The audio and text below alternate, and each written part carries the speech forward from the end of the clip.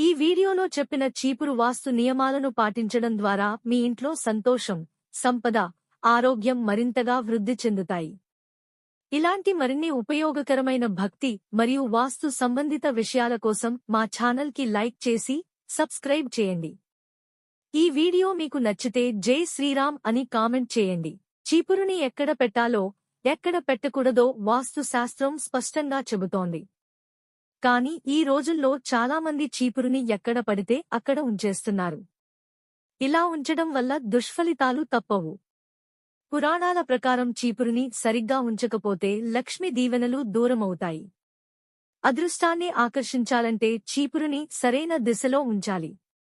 ఇంట్లో ఈశాన్యం లేదా ఆగ్నేయ దిశలో చీపురుని ఉంచడం శ్రేయస్కరం కాదు. అలా ఉంచితే ఇంటి నుండి మహాలక్ష్మి వెళ్లిపోతుందని వాస్తు నిపుణులు చెబుతున్నారు. నైరుతి లేదా వాయువ్య దిశలో ఉంచితే ధనం నిలిచిపోతుంది, కుటుంబంలో ఐశ్వర్యం పెరుగుతుంది.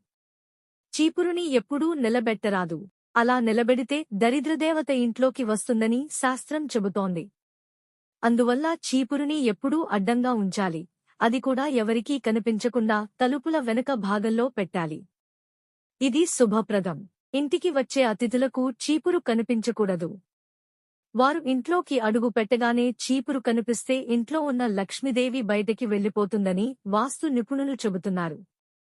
అందువల్ల చీపురుని ఎప్పుడూ తలుపుల వెనక, ఎవరికీ కనిపించకుండా ఉంచాలి. చీకటి పడిన తర్వాత చీపురుని వాడరాదు. రాత్రిపూట చీపురుతో ఇల్లు శుభ్రం చేస్తే లక్ష్మీదేవి అనుగ్రహం దూరమవుతుంది. అందుకే చీపురుతో శుభ్రం చేయాల్సిన సమయం ఉదయం పగటి సమయంలో మాత్రమే. ఇంట్లో ఎవరు బయటికి వెళ్లిన వెంటనే లేదా వారు వెళ్లే సమయానికి వెంటనే చీపురుతో శుభ్రం చేయకూడదు. అలా చేస్తే వారు వెళ్లిన పనుల్లో ఆటంకాలు వస్తాయని శాస్త్రం చెబుతోంది. చీపురుతో శుభ్రం చేసేటప్పుడు శివాయ నమః అంటూ దేవుని స్మరించుకుంటూ శుభ్రం చేయాలి. ఇది శని దోషాన్ని తగ్గిస్తుంది. అలాగే చీపురును కాలితో తాకకూడదు. పొరపాటున తాకితే చేతులు జోడించి క్షమాపణ చెప్పాలి. చీపురుతో చెత్తను ఒక్కచోట కలిపి ఉంచడం కూడా మంచిది కాదు. అరిష్టాన్ని పిలిచే పని ఇది.